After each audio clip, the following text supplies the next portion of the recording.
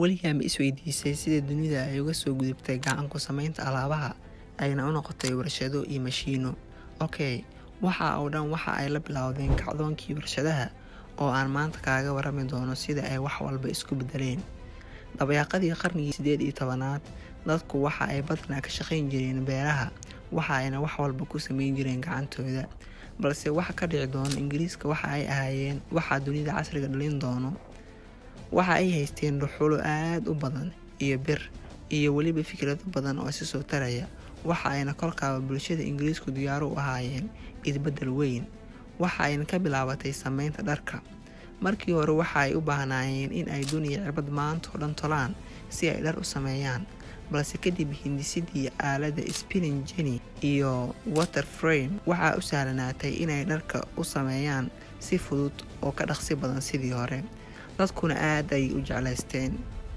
balse waxa dhabta ah isbedelka weyn dhaliyay ayaa waxa uu ahaa mashiinka uumiga ee uu ictiraaqay James Watt sanadii 1764. bal qiyaas ka hor aaladan warshadaha waxaa lagu dhisi jiray oo kaliya meel webi u dhow si biyaha loogu isticmaalo tamar ahaan, balse markii la helay mashiinkan uumiga waxaa sahlanaatay in warshadaha lagu dhisi karo meel walba. tani kaliya wax kama bedelin soo saarista dharka, waxa ay sidoo kale wax ka bedeshay dhammaan wax soo saarista guud. waxa ayna awoodsiisay mashiinada oo ay qayb weyn ka qaadatay abuuranka gaadiidka sida tareemada iyo maraakiibta matoorada leh oo fududeeyay isku safarka iyo suuqaha gabi ahaanba.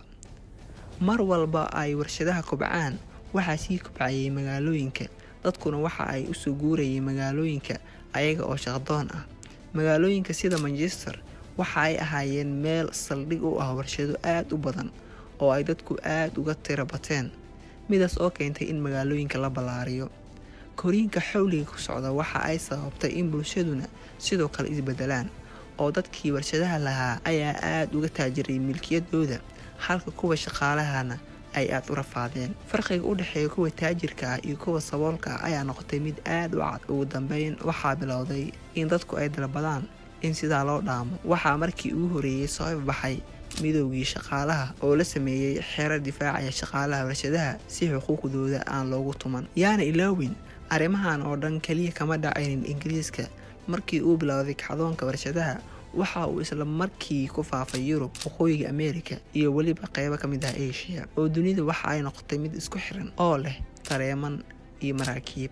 warshadahana meel walba ayaa laga furay, taas oo bedeshay habka ay dadku u noolaayeen. waxa ayna sare u qaaday dhaqaalaha iyo horumarka kaabayaalka dhaqaalaha sida wadooyinka, buundooyinka, gaadiidka, caafimaadka iyo wax soo saarka gabi ahaanba. haddaba aalado yaryar oo laga isticmaalay Ingiriiska 200 oo sano ka hor ayaa horseed u ahaa isbedel weyn iyo duni cusub. haddii uuna jiri lahayn kacdoonkii warshadaha, maanta ma jirteen tiknoolajiyadan horumarsan ee aan isticmaalayno iyo wax u dhow. warshaduhuna waxa ay fududeeyeen nolosha aadanaha dhan walba.